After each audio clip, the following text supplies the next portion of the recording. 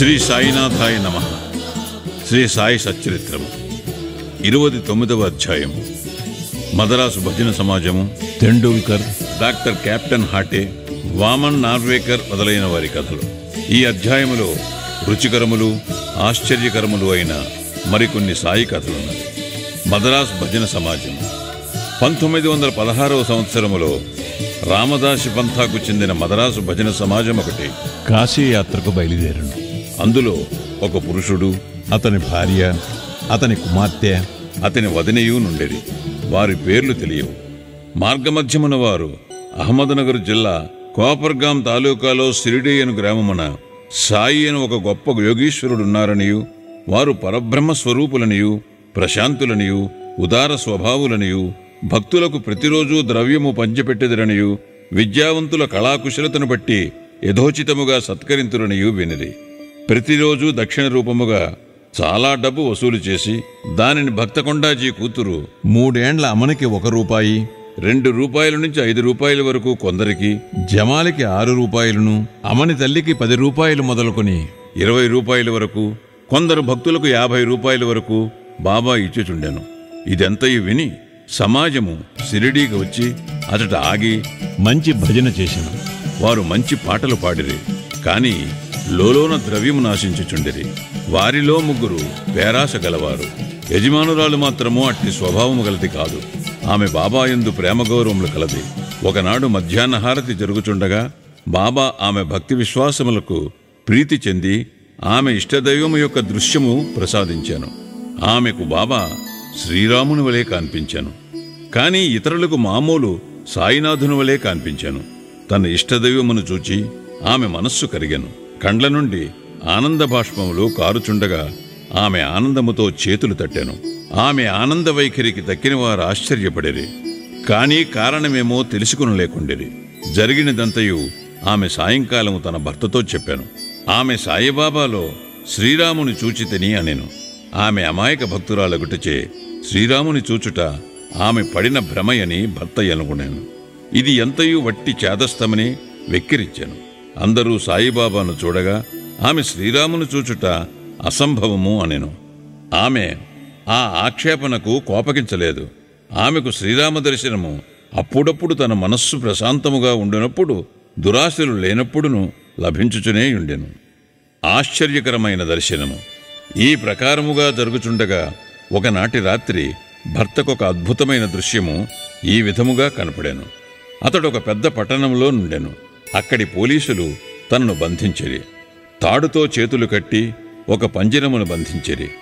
Police వారు తాడుముడి మరింత బిగించుచుండగా సాయిబాబా పంజరము దగ్గరనే నిలిచియుండుట చూచి విచారముగా అతడిట్లనెను, నీ కీర్తి విని నీ పాదముల వద్దకు వచ్చితిని. నీవు స్వయముగా ఇచట నిలిచియుండగా ఈ ఆపద నాపై పడనేలా? బాబా ఇట్లనెను, నీవు చేసిన కర్మ ఫలితమును నీవే అనుభవించవలను. అతడిట్లనిరి, ఈ జన్మలో నాకిట్టి ఆపద వచ్చుటకు నేనేమీ పాపము చేయలేదు. బాబా ఇటులనెను, ఈ జన్మలో కాకున్నా గత జన్మలో ఏమైనా పాపము చేసి ఉండవచ్చును. అతడిట్లనెను, గత జన్మలో నేనేమైనా పాపము చేసి ఉన్నచో నీ సముఖమున దాని నేల నిప్పు ముందర ఎండుగడ్డి వలె దహనము చేయరాదు. బాబా నీకెట్టి విశ్వాసము కలదా అని అడుగా అతడు కలదు అనెను. బాబా అప్పుడు కండ్లు మూయమనెను. అతడు కండ్లు మూసి తెరుచునంతలో ఏదో క్రిందపడిన పెద్ద చప్పుడయ్యను. పోలీసు వారు రక్తము కారుచూ పడిపోయి ఉండేది. తాను బంధవిముక్తుడై ఉండెను. అతడు మిక్కిలి భయపడి బాబా వైపు చూచాను. బాబా ఇట్లనెను, ఇప్పుడు నీవు బాగుగా పట్టుబడితివి. ఆఫీసర్లు వచ్చి నిన్ను బంధించెదరు. అప్పుడతడు ఇటులు విన్నవించెను, నీవు తప్ప రక్షించు వారెవరనూ లేరు. నన్ను ఎటులైనా కాపాడుము. అప్పుడు బాబా వానిని కండ్లు మూయమనెను. వాడట్లు చేసి తిరిగి కనులు తెరిచునంతలో వాడు పంజరము నుండి విడుదలైనట్లు బాబా ప్రక్కన ఉన్నట్లు కనిపించాను. అతడు బాబా పాదములపై పడెను. బాబా ఇట్లనెను, ఈ నమస్కారములకు ఇంతకు ముందటి నమస్కారములకు ఏమైనా భేదము గలదా? బాగా ఆలోచించి చెప్పుము. అతడు ఇట్లనెను, కావలసినంత భేదము కలదు. ముందటి నమస్కారములు నీ వద్ద పైకము తీసుకున్నట్టుకు చేసినవి. ఈ నమస్కారము నిన్ను దేవునిగా భావించి చేసినది. మరియును నేను కోపముతో నీవు మహమ్మదీయుడవైయుండి హిందువులను పాడు చేయుచుంటివని అనుకొనిడివాడను.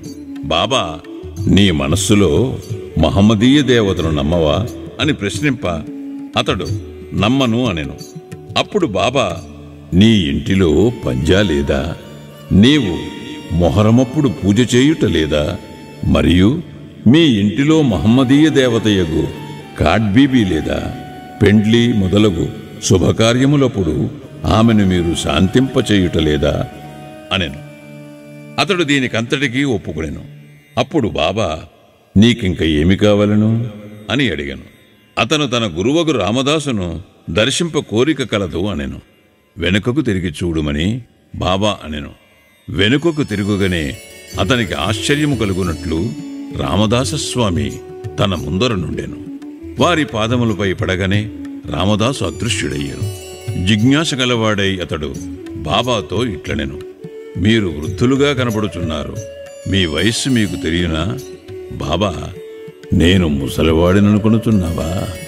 నాతో పరుగెత్తి చూడుము అనుచు పరిగెడు మొదలెడెను. అతడు కూడా వెంబడించాను.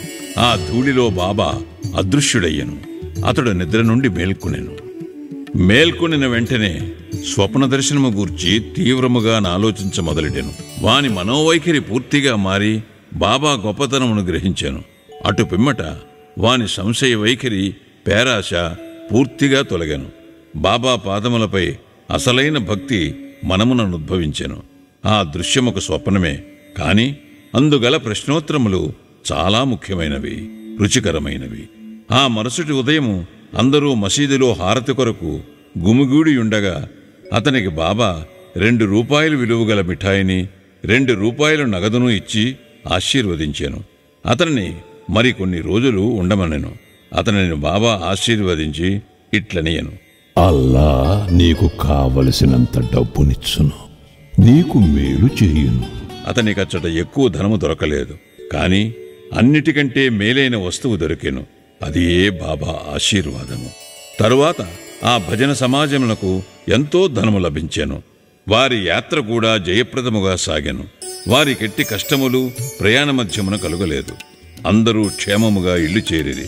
వారు బాబా పలుకులు, ఆశీర్వాదములు, వారి కటాక్షములచే కలిగిన ఆనందము గూర్చి మనమున చింతించుచుండిరి. తన భక్తులను వృద్ధి చేయుటకు, వారి మనస్సులను మార్చుటకు బాబా అవలంబించిన మార్గములలో ఒకటి చూపుటకు ఈ లీల ఒక ఉదాహరణము. ఇప్పటికీ నిట్టి మార్గమును బాబా అవలంబించుచున్నారు. తెండూల్కర్ కుటుంబము. బాంద్రాలో తెండూల్కర్ కుటుంబం ఉండెను. ఆ కుటుంబము వారందరూ బాబా యందు భక్తి కలిగియుండిరి. సావిత్రిబాయి తెండూల్కర్ శ్రీ సాయినాథ భజనమాలయను మరాఠీ గ్రంథమును 800 అభంగములు, పదములతో ప్రచురించెను. దానిలో సాయిలీలలన్నీ వర్ణింపబడెను. బాబా యందు శ్రద్ధాభక్తులు గలవారు దానిని తప్పక చదువవలెను. వారి కుమారుడు బాబు తెండూల్కర్ వైద్య పరీక్షకు కూర్చునవలెనని రాత్రింబవళ్లు కష్టపడి చదువుచుండాను. అతడు కొందరు జ్యోతిష్యుల సలహా చేశాను.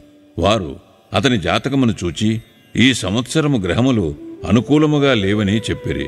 కనుక ఆ మరుసటి సంవత్సరము పరీక్షకు కూర్చునవలెనని, అట్లు చేసిన తప్పక ఉత్తీర్ణుడగుననియూ చెప్పిరి. ఇది విని అతని మనస్సుకు విచారము, అశాంతి కలిగెను. కొన్ని దినముల తరువాత అతని తల్లి షిరిడీకి పోయి బాబాను దర్శించాను. ఆమె బాబాకు అనేక విషయములతో పాటు తన కొడుకు విచారగ్రస్తుడైన సంగతి కూడా చెప్పాను. ఇది విని బాబా ఆమెతో ఇట్లనియను, నా యందు నమ్మకముంచి జాతకములు, వాని ఫలితములు, సాముద్రిక శాస్త్రజ్ఞుల పలుకులు ఒక పక్కకు త్రోసి తన పాఠములు చదువుకునమని చెప్పుము. శాంత మనస్సుతో పరీక్షకు వెళ్ళమనము. అతడు ఈ సంవత్సరము తప్పక ఉత్తీర్ణుడగును. నాయందే నమ్మకముంచమనము, నిరుత్సాహము చెందవద్దనము. తల్లి ఇంటికి వచ్చి బాబా సందేశము కొడుకునకు వినిపించాను. అతడు శ్రద్ధగా చదివాను. పరీక్షకు కూర్చొనెను. వ్రాత పరీక్షలో బాగుగా వ్రాశాను. కాని సంశయములో మునిగి ఉత్తీర్ణుడొకటకు కావలసిన మార్కులు రావనుకునేను. కావున నోటి పరీక్షకు కూర్చున ఇష్టపడలేదు. కాని పరీక్షకులు అతని వెంటబడిరి. వ్రాత పరీక్షలో ఉత్తీర్ణుడాయననియు నోటి పరీక్షకు రావలేననియు పరీక్షాధికారి కబురు పెట్టాను. ఇట్లు ధైర్యవచనము విని అతడు పరీక్షకు కూర్చొని రెండింటిలో ఉత్తీర్ణుడాయను. గ్రహములు వ్యతిరేకముగా ఉన్నను బాబా కటాక్షముచే ఆ సంవత్సరము పరీక్షలో ఉత్తీర్ణుడయ్యను. సంశయములు, కష్టములు మన భక్తిని స్థిరపరచుటకు మనలను చుట్టుముట్టును, మనలను పరీక్షించును. పూర్తి విశ్వాసముతో బాబాను కొలుచుచు మన కృషి సాగించినచో మన ప్రయత్నములన్నీ తుదకు విజయవంతమగును. ఈ విద్యార్థి తండ్రి రఘునాథరావు బొంబాయిలో ఒక విదేశీ కంపెనీలో కొలువుండెను.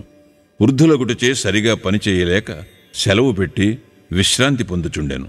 సెలవు కాలములో అతని స్థితి మెరుగుపడలేదు. కావున సెలవు పొడిగించవలననుకునెను, లేదా ఉద్యోగం నుండి విరమించుకొనుట నిశ్చయమని తోచాను. కంపెనీ మేనేజర్ అతనికి పింఛనిచ్చి ఉద్యోగ విరమణ చేయించవలనని నిశ్చయించాను. మిక్కిలి నమ్మకముతో చాలా కాలము తమ వద్ద ఉద్యోగము చేసినవాడు కనుక ఎంత పింఛను ఇవ్వవలను అనున్నది ఆలోచించుచుండేది. అతని వేతనము నెలకు 150 రూపాయలు. పెంచెను అందులో సగము 75 రూపాయలు. కుటుంబము ఖర్చులకు సరిపోదు. కాబట్టి ఈ విషయమే వారందరూ ఆతురతతో నుండిరి. తుది నిర్ణయమునకు 15 రోజుల ముందు తెండూల్కర్ భార్యకు బాబా స్వప్నములో కనిపించి 100 రూపాయలు పింఛను ఇచ్చిన బాగుండుననుకుందును. ఇది నీకు సంతృప్తికరమా అనెను. ఆమె ఇట్లు జవాబిచ్చాను, బాబా, నన్నేలడిగెదవు? మేము నిన్నే విశ్వసించి ఉన్నాము. బాబా 100 రూపాయలు అనినను అతనికి 10 రూపాయలు అధికముగా అనగా 110 రూపాయలు పింఛను లభించెను. తన భక్తులపై బాబా ఇట్టి విచిత్రమైన ప్రేమానురాగములు ప్రదర్శించువారు. కెప్టెన్ హటే బికనీర్లో ఉండేవాడు. అతడు బాబాకు కూర్చు భక్తుడు. ఒకనాడు బాబా అతనికి స్వప్నంలో కనిపించి, నన్ను మరచితివా అనెను. హటే వెంటనే బాబా పాదములు పట్టుకొని, బిడ్డ తల్లిని మరచినచో అది ఎట్లు బ్రతుకును అనుచు తోటలోనికి పోయి తాజా చిక్కుడుకాయలు తెచ్చి స్వయం పాకమును దక్షిణను బాబా కర్పించునుండగా అతడు మేల్కొనెను. ఇది ఎంతయూ స్వప్నమనుకొనెను.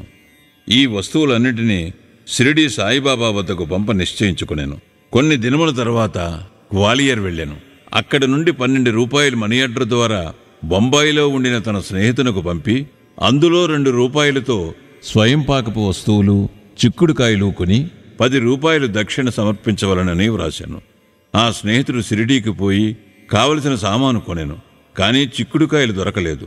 కొంచెము సేపటికి ఒక స్త్రీ తలపై చిక్కుడుకాయల గంపను పెట్టుకుని వచ్చాను. అతడు చిక్కుడుకాయలు కొని స్వయంపాకము సిద్ధము చేసి కెప్టెన్ హటే పక్షమున దానిని బాబాకు అర్పించాను. నిమోన్కర్ మరుసటి దినము అన్నము కూర చేసి బాబాకు అర్పించాను. బాబా భోజనము చేయనప్పుడు అన్నము ఇతర పదార్థములు మాని చిక్కుడుకాయ కూరను తినను. ఈ సంగతి స్నేహితుని ద్వారా తెలుసుకున్న హటే సంతోషమునకు అంతు లేకుండెను. పవిత్రము చేసిన రూపాయి. ఇంకొకసారి హటేకు తన ఇంటిలో బాబా తాకి పవిత్రమనర్చిన రూపాయి నుంచవలనని కోరిక కలిగెను. షిరిడీకి పోవు స్నేహితుడొకడు తటస్థపడగా వాని ద్వారా హటే రూపాయి పంపెను. ఆ స్నేహితుడు షిరిడీ చేరెను. బాబాకు నమస్కరించిన పిదప తన గురుదక్షిణ వసంగాను. బాబా దానిని జేబులో వేసుకునెను. తర్వాత హటే ఇచ్చిన రూపాయిని ఇవ్వగా బాబా దాని వైపు బాగా చూచి తన కుడిచేతి బొటనవేలుతో పైకెగురువేసి ఆడి ఆ స్నేహితునితో ఇట్లనెను, దీనిని దాని యజమానికి ఊదీ ప్రసాదంతో కూడా ఇచ్చివేయుము. నాకేమీ అక్కరలేదని చెప్పుము. శాంతముగా సంతోషముగా ఉండమను. ఆ స్నేహితుడు గ్వాలియర్ తిరిగి వచ్చాను. హటేకు బాబా పవిత్రము చేసి ఇచ్చిన రూపాయి ఇచ్చి జరిగినదంతయూ చెప్పాను. ఈసారి హటే మిక్కిలి సంతృష్టి చెందెను. బాబా సద్బుద్ధి కలుగుజేయునని గ్రహించాను. మనఃపూర్వకముగా కోరుటచే బాబా తన కోరికను యథాప్రకారము నెరవేర్చినని సంతసించాను. వామన నార్వేకర్. చదువరులు ఇంకొక కథను వినదిరుగాక. వామన నార్వేకర్ అన్నతడు బాబాను మిక్కిలి ప్రేమించువాడు. ఒకనాడతడు 1 రూపాయి తెచ్చాను. దానికి ఒక పక్క సీతారామ లక్ష్మణులను, ఇంకొక పక్క భక్తాంజనేయుడు గలరు. అతడు దానిని బాబాకిచ్చాను. బాబా దానిని తాకి పవిత్రమనర్చి ఊదీ ప్రసాదముతో తనకివ్వవలనని అతని కోరిక. కాని బాబా దానిని వెంటనే జేబులో వేసుకునెను. శ్యామ నార్వేకర్ ఉద్దేశమును తెలుపుచు దానిని తిరిగి ఇచ్చివేయమని బాబాను వేడెను. బాబా ఇట్లనెను, దీనిని ఎలా తనకివ్వవలను? దీనిని మనమే ఉంచుకుందుము. అతడు 25 రూపాయలు ఇచ్చినచో తిరిగి వానిది వానికిచ్చెదము. ఆ రూపాయి కొరకు వామన్రావు 25 రూపాయలు వసూలు చేసి బాబా ముందర పెట్టాను. బాబా ఇట్ల నేను, ఆ నాణెము విలువ 25 రూపాయల కంటే ఎంతో ఎక్కువ. శ్యామా, ఈ రూపాయిని తీసుకును, మన కోశములో దీని నుంచు, దీనిని నీ పూజా మందిరములో పెట్టి పూజించుకునము.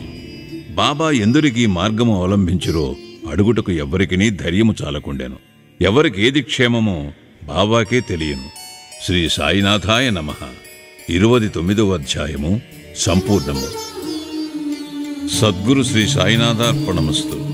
శుభం భవతు.